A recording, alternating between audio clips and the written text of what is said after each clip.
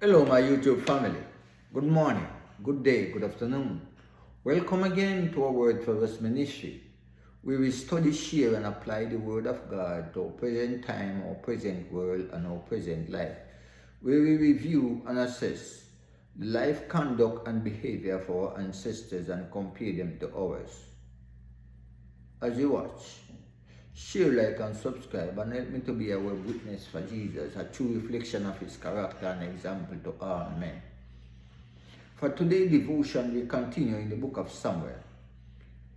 2 Samuel chapter 15, verses 11 and 12, and it reads, "And with Absalom went 200 men out of Jerusalem that were called, and they went in their simplicity. They knew not anything. And Absalom sent Ahithophel, the Gileonite, David's counselor, from his city, even from Gilo, while he offered sacrifices.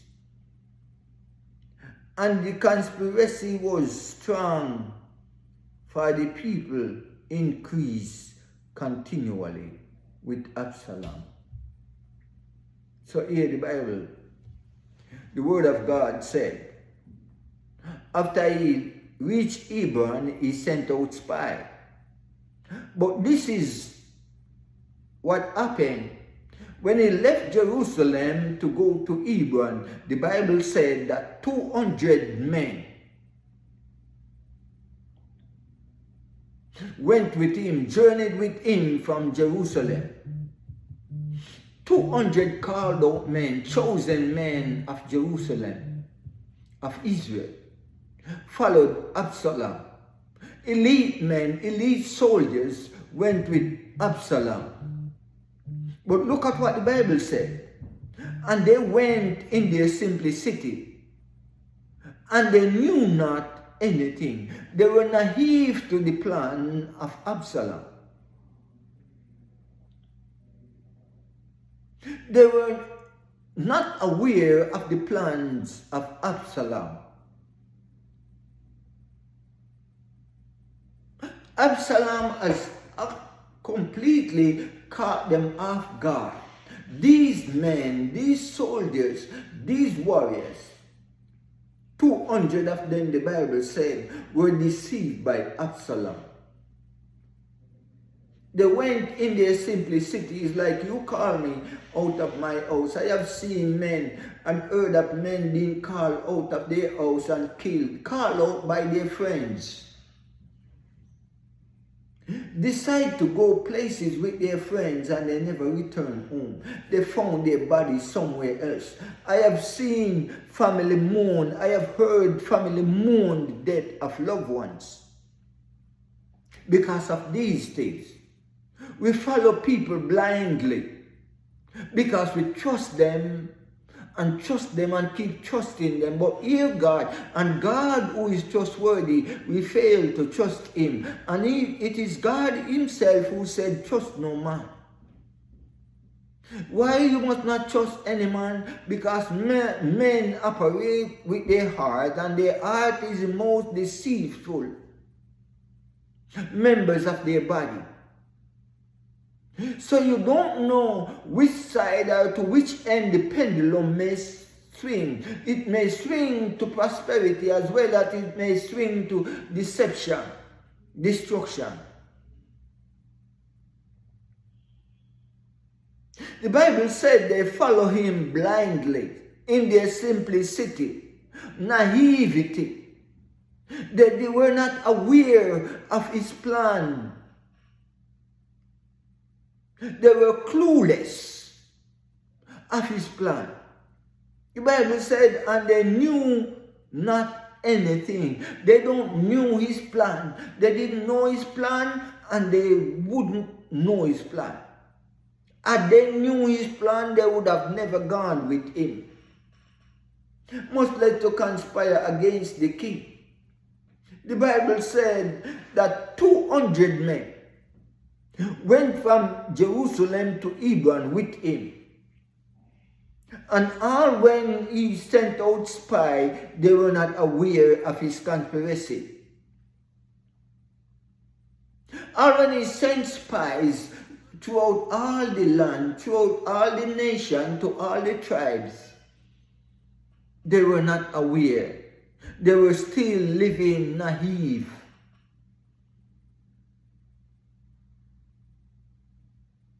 And the Bible said, and Absalom sent for Ahithophel, the Gileonite, David's counselor, from his city, from Gilo. He sent to Gilo and fetched Ahithophel.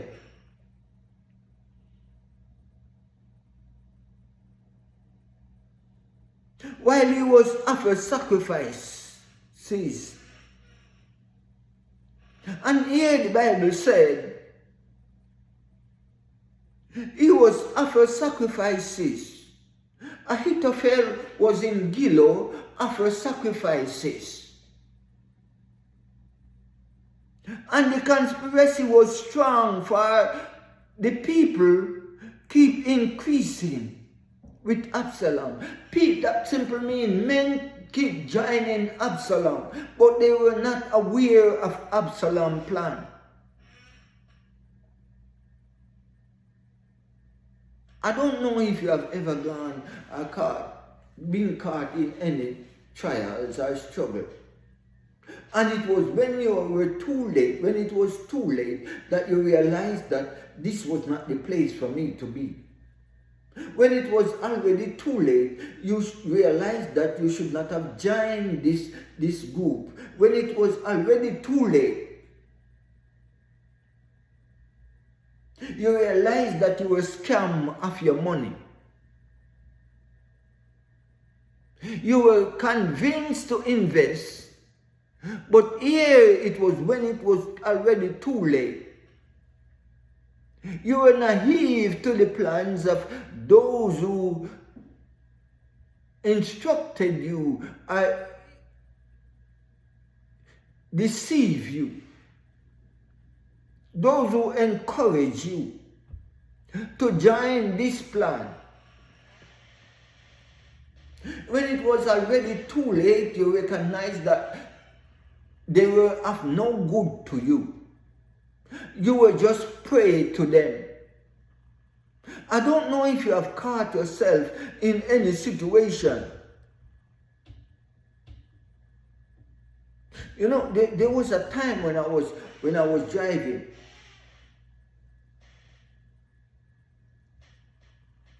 And I loaned my car to someone.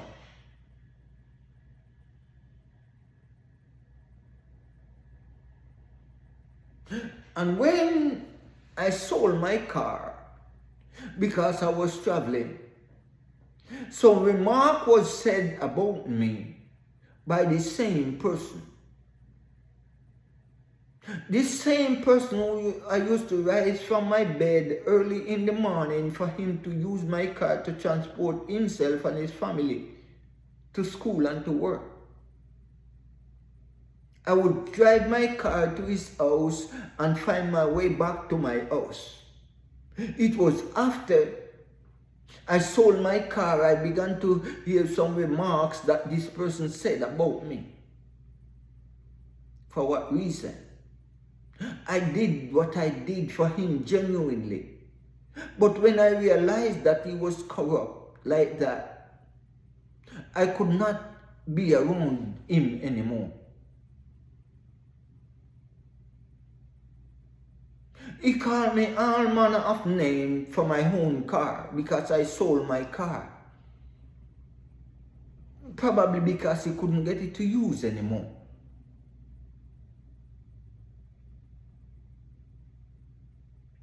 But here comes Absalom.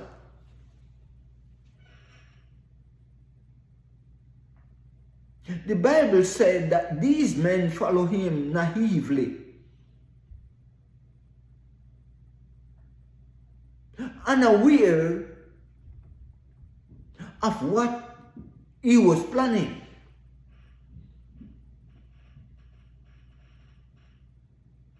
And by the time they realized that his plan was that what of destruction, it was too late. They were not at a stage where they were invited no more. It was not the stage of invitation no more. It was the stage of indoctrination, the stage of force. Have you ever recognized a cult? When they want you to join them, they do all kind of things and say all manner of clever things to get you. And once you join them, there is a road or an extent or a stage of no return, because they're going to lock you down so you can't leave their camp, you can't leave their site. They lock you in.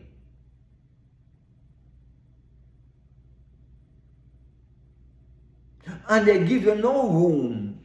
Why did you think that men have committed just such atrocity?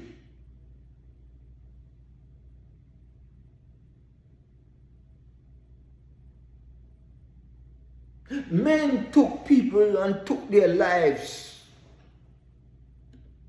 I remember some years ago, what is my name, that took all these people from the United States into the jungle of Guyana.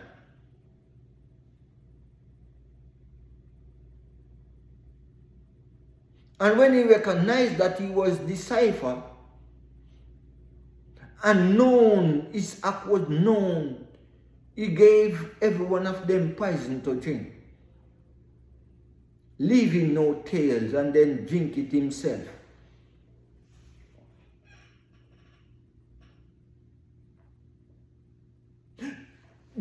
They followed him naively, unaware of his plan.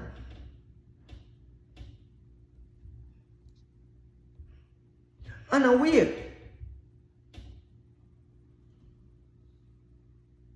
And he sent for Ahithophel,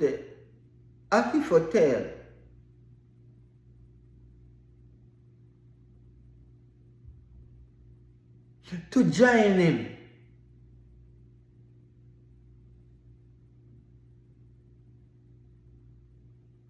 But the conspiracy, the Bible said, was strong.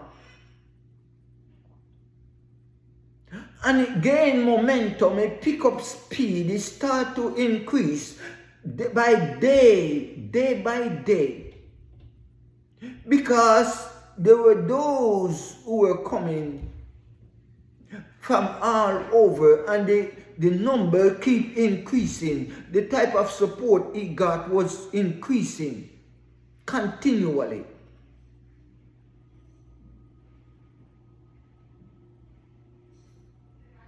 It was not decreasing, it was increasing.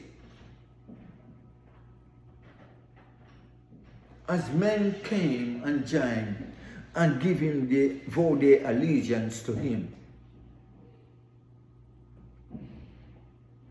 The Bible said he left Jerusalem with 200.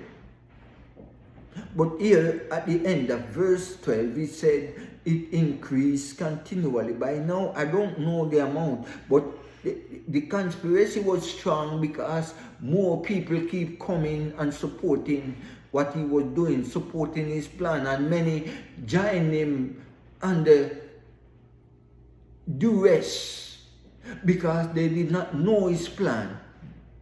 They thought he meant them good.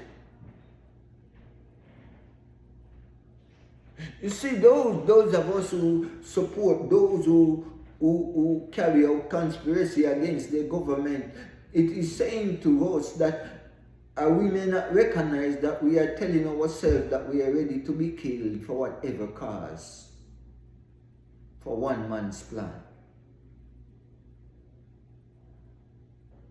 We got to be careful, because we can tell at what stage, at what phase, everything is going to turn against us. The Bible said that he sent to call Ahithophel. And Ahithophel, being David's counselor, would be the man to give him all the strategic advice. How to become and how to reign as king. The counselor to David would have been the one to tell him where the weakness of David lies. The words, you see, there are two persons in your entire life.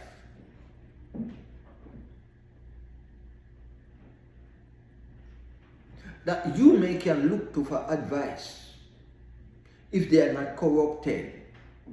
A liar and a counselor. You see, I will never tell you about a psychologist, because a psychologist, there are people who will tell you things contrary to your belief, to get you to believe and do what they want you to do. A counselor is a person who should, because I was taught as a counselor, bring you to a conclusion, not by his own thought, but get you to find the resolution, the solution to your own problem. And to let you know this is the solution, you have found it yourself. I just aid you to find your solution. And if you follow this path, if you do as you think carefully, all your plans will work. The liar is someone who also will give you advice to tell you how your plan will work legally without offending the law, without offending the legal process, within the realms of legal process. You can't go to a pastor to get legal advice unless he was a practicing liar and don't switch his profession. He may know it to a certain extent, but he don't know it all.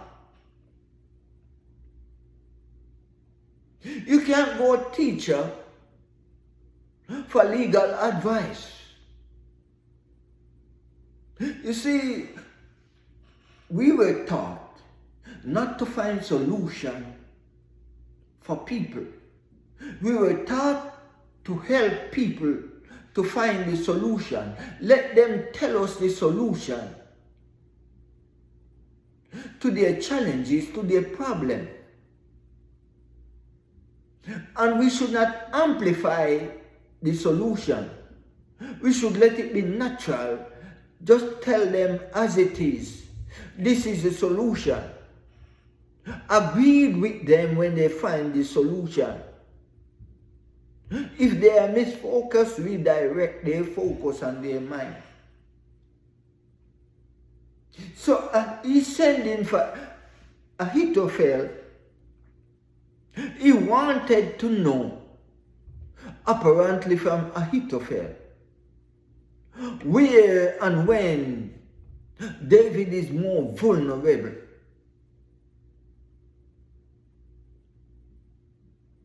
He wants to know what road to take to become the king, to overthrow his father, to reign completely. So the Bible said he sent for Ahithophel, the counselor of David. And if now he sent for David's counselor, that means David have no more counselor. David counselor now become Absalom counselor. And in those days, if you become my counselor, you cannot counsel the man who I want to go against, or else I'm going to kill you.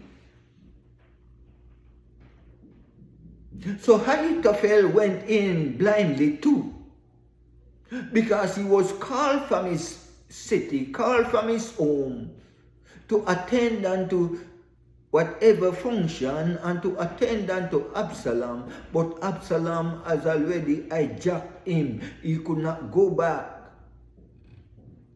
to his former duty, and he could not go back to where he was coming from. He had to stay within the realm of Absalom's decision. He had to stay in the sight of Absalom. He had to stay within the presence of Absalom. And so were the men who left Jerusalem naively, unaware of Absalom's plan. And when they found out that they were in it too deep, they could not do anything than just surrender their allegiance to Absalom. I don't know if you have ever been caught in such position, but my friend, if you were caught in such position, whether physically, in real life, yes or no, all of us is caught in a position like this, in this position, where sin plagues us. And we reach a stage where we will quick to join sinners in doing evil than to join the servant of God in doing righteousness. Because we all see evil as good and good as evil. It happened in Christ's days. It happened in those days back then David and before David. And it's happening to us now. It is happening to us now. And I heard of this church that was burned in St. Lucia, and I can bet there are those who, Seventh-day Adventist Church, I can bet there are those who stand on the side and said, serve them good. That should have happened. Because we support evil more than righteousness. The church is there to separate evil from good, to draw our attention back to God. And don't get me wrong, if the church is not pointing your attention to God for you to travel the road of redemption, that church is not doing you justice. But as long as it's pointing you to God and for your reconciliation with God to work, that's what you should support. But most of us support evil and fight against